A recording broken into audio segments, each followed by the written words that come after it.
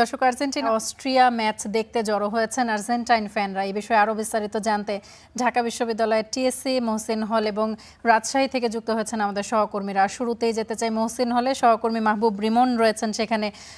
রিমন, বেশ ভিড় দেখতে পাচ্ছি। খেলা শুরু হতে এখনো 2 ঘন্টা বাকি, কিন্তু সমর্থকরা এর মধ্যে ভিড় করতে শুরু করেছেন।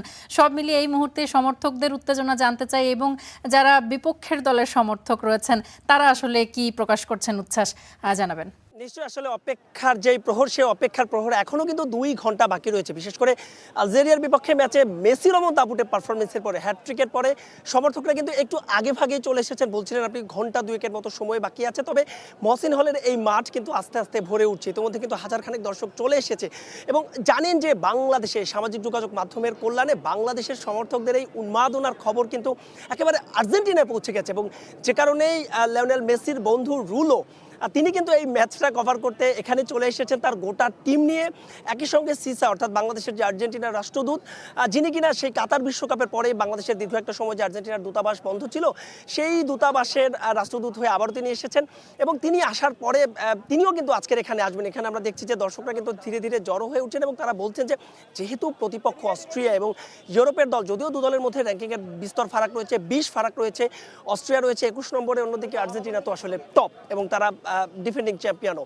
তারা বলছে, তারা দর্শকদেরও নিশ্চয়ই দেখাবো, তারা বলছেন যে নিশ্চয়ই প্রথম ম্যাচে যেখানে মেসি শেষ করেছিলেন সেখান থেকেই হয়তো মেসি এই ম্যাচটা শুরু করবেন এবং অস্ট্রিয়ার বিপক্ষে এই ম্যাচটা শুরু করবেন।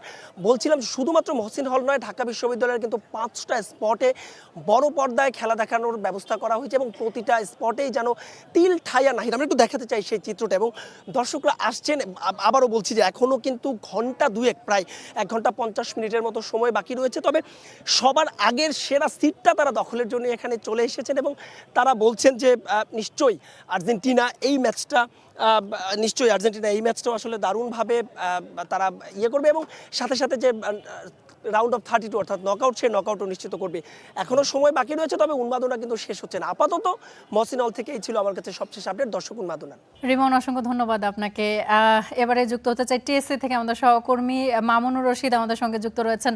মামুন, জানতে চাই যে সমর্থকরা ভিড় করতে শুরু করেছেন, আরও বেশ কিছুক্ষণ আগে থেকে আসলে ভিড় করতে শুরু করেছেন, এই মুহূর্তের অবস্থা জানতে চাই, এবং যারা বিপক্ষের দলের রয়েছেন তাদের ব্যাপারেও জানতে চাই। আমরা কোথায় আছি, কি অবস্থায় আছি, নিশ্চয়ই বলার অপেক্ষা রাখে না। দেখতেই পাচ্ছেন হয়তো বা আপনারা আমার পেছনে কি অবস্থা।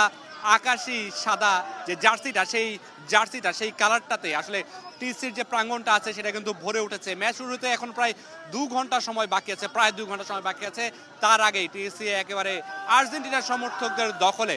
শুধু আর্জেন্টিনার ফ্যানরা আসছেন বললে ভুল হবে, আমরা কিছু ব্রাজিল ফ্যানও কিন্তু দেখতে পাচ্ছি, এবং সেখানে বেশ মজার কিছু ঘটনাও ইতিমধ্যে ঘটেছে আর্জেন্টিনা এবং ব্রাজিল ফ্যানদের মধ্যে। কিন্তু মজার কিছু ঘটনা আমি একটু দেখাতে চাই। দেখতে পাচ্ছেন যে পেছনে আর্জেন্টিনা ব্রাজিল ফ্যানরা কিন্তু সবাই একসাথ হয়েছেন একাই। যে উন্মাদনা এখন থেকে, যে সেলিব্রেশনের বিষয়গুলো, এখন থেকেই আসরটাকে জমিয়ে নেওয়া, পরিবেশটাকে জমিয়ে নেওয়ার যে বিষয়গুলো, সেই বিষয়গুলো কিন্তু চলছে। আমরা একটু কথা বলতে চাই। এখানে আর্জেন্টিনা ফ্যান এবং ব্রাজিল ফ্যান দুজনকেই পাচ্ছি। একসাথে খেলা দেখা হবে নিশ্চয়ই, 2 রাইভালরি একসাথে খেলা দেখবেন, সেটা আসলে কেমন হবে। আপনাকে দেখছিলাম কিছুক্ষণ আগে আর্জেন্টিনার ফ্যানরা ঘিরে ধরেছে। ভাই, আর্জেন্টিনার ফ্যান কি করবো, ওরা মানে চুরির ইতিহাস, চুরি ডাকতে গিয়া পারে না পারে 7 আপ। ওরা কিন্তু অস্ত্র একটা বাপে দিছে, পুঁতি ঢেলে বড়াই করে। আর ব্রাজিল যে ফুটবলের পুরা ফুটবলের এটার খবর নাই।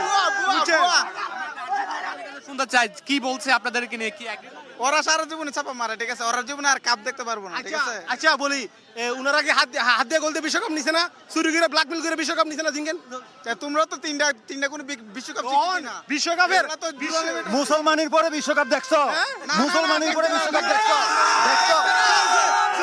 ভাই 37 বছর করেছিল, ওরা 37 বছর করেছিল, 37 বছর করে আসলাম, 37 বছর করে আসলাম, 37 বছর করে আসলাম, 37 বছর করে আসলাম আচ্ছা, আমরা অবশ্যই ব্রাজিল আর্জেন্টিনা আমরা দুজনেরই কথা শুনবো, একজন করে কথা বলতে হবে। আপনারা দেখছেন আর্জেন্টিনা ফ্যানদের যে আমরা একটু শুনি।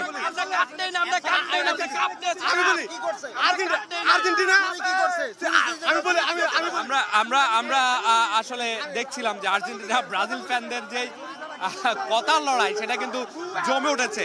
ম্যাচ যত ঘনাবে তত এই উন্মাদনা আরো বাড়তে থাকবে।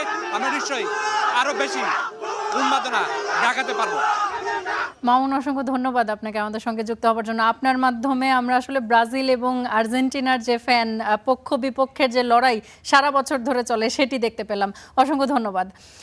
জিয়াউল গনি সেলিম আমাদের সঙ্গে যুক্ত রয়েছেন, তার পেছনেও বেশ আর্জেন্টিনার সমর্থকদের ভিড় দেখতে পাচ্ছি। জিয়াউল গনি সেলিম, খেলার এখনো 2 ঘন্টা বাকি, কি অবস্থা, যারা সমর্থক রয়েছেন তাদের উন্মাদনা কেমন দেখছেন? আমি দাঁড়িয়ে আছি রাজশাহীর কেন্দ্রীয় শহীদ মিনার চত্বরে।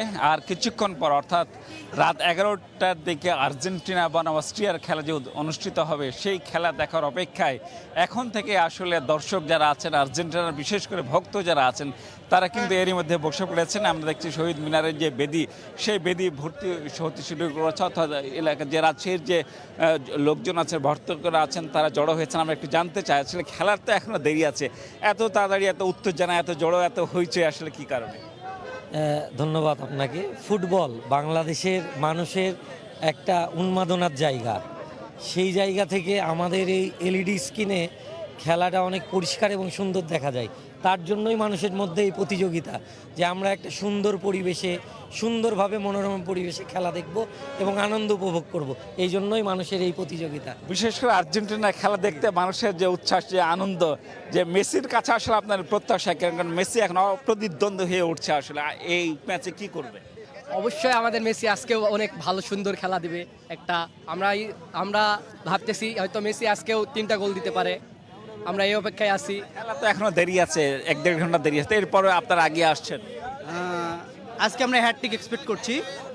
সেকেন্ড টাইম হচ্ছে যে আমরা প্রতিটা ম্যাচে আমরা মেসির প্রত্যেকটা গোল চাই। আমরা ফার্স্ট গোল মেসির, আমরা মেসিকে উল্লেখ করে আমরা খেলা দেখি। অনলি মেসি, ভ্যামোস আর্জেন্টিনা। অপ্রতিদ্বন্দ্বী মেসি, আসলে মেসিকে এখন কিভাবে রুখবে, এই বড় একটা প্রশ্ন এখন মেসি ভক্তদের মনে। আমরা একটু কথা বলতে চাই এখানে যারা আছেন, যে আসলে মেসিকে নিয়ে আজকের দিনে আসলে আপনাদের প্রত্যাশাকে একটু বলবেন, যে বিশেষ করে ইয়াং জেনারেশন, নতুন প্রজন্মের যে হাইপ উঠেছে আছে মেসিকে ঘিরে। এখন প্রত্যাশা আমার অনেক হাই, কারণ আমরা প্রথমত চ্যাম্পিয়ন দল প্রথমত, দ্বিতীয়ত মেসি দ্বিতীয় ম্যাচে হ্যাটট্রিক করেছে। এখন সব মিলে আমরা বলতে পারেন 100 একটা পারফরমেন্সে। মানে এখানে মূলত যারা আর্জেন্টিনার ভক্ত তারাই মূলত আসলে এখানে ভিড় জমাচ্ছে, কারণ মেসিকে ঘিরে যে মানুষের যে উন্মাদনা, যে উচ্ছ্বাস, সেটি আসলে এখন থেকে তারা বলছেন হ্যাটট্রিক তারা প্রত্যাশা করছেন মেসির কাছে। তো রাজশাহীতে আর্জেন্টিনা বনাম অস্ট্রিয়ার খেলা দেখতে মানুষের যে জড়ো হারে ভিড়, যে উচ্ছ্বাস, সেই খবরে এখান থেকে এটুকুই ছিল আমার কাছে। সেলিম, অসংখ্য ধন্যবাদ আপনাকে আমাদের সঙ্গে যুক্ত হওয়ার জন্য। নিশ্চয়ই খেলা শুরু হওয়ার আগে বা খেলা শুরু হওয়ার সময় আরও উন্মাদনার খবর আপনার কাছ থেকে জানবো।